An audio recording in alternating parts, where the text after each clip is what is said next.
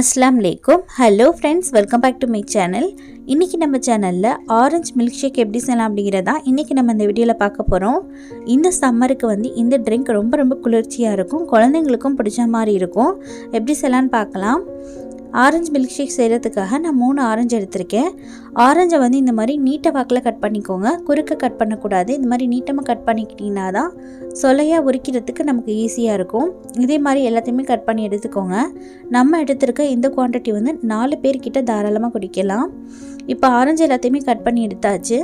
சென்டரில் உங்களுக்கு தோல் மாதிரி இருக்கும். மொத்தமாக அதை எடுத்துருங்க. அதுக்கப்புறமா உள்ளே இருக்கிற விதையுமே ரிமூவ் பண்ணிக்கோங்க. விதையோடு நம்ம அரைச்சோம் அப்படின்னா லைட்டாக நமக்கு கசக்கிற மாதிரி இருக்கும். ஸோ விதை எல்லாத்தையுமே எடுத்துருங்க. இப்போ இதே மாதிரியே எல்லா ஆரஞ்சையுமே தோல் உரிச்சு எடுத்தாச்சு. இது இருக்கட்டும். இது கூடவே நமக்கு வெனிலா ஐஸ்கிரீம் தேவைப்படும். நான் ஹோம்மேட் வெனிலா ஐஸ்கிரீம் எடுத்திருக்கேன். இதோட லிங்க் டிஸ்கிரிப்ஷனில் கிடச்சிரும். தேவையான அளவுக்கு சுகர், 1 கப் அளவுக்கு பால் எடுத்துக்கோங்க. இப்போ ஒரு மிக்சர் ஜாரில் நம்ம உரிச்சு வச்சுருந்த ஆரஞ்சு எல்லாத்தையுமே சேர்த்துக்கோங்க.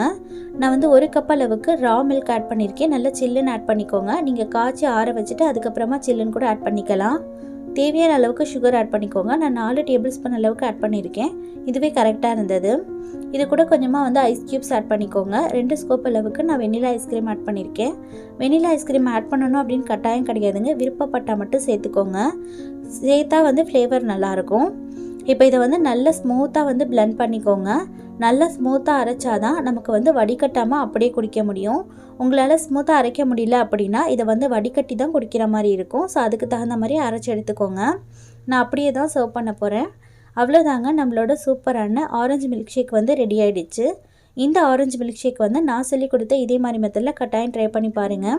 இந்த சம்மருக்கு ரொம்ப சூப்பரான ஹெல்த்தியான ஒரு ட்ரிங்க் ரெசிபின்னு தான் சொல்லலாம். ட்ரை பண்ணி பார்த்துட்டு டேஸ்ட் எப்படி வந்ததுன்னு மறக்காமல் ஃபீட்பேக் சொல்லுங்கள்.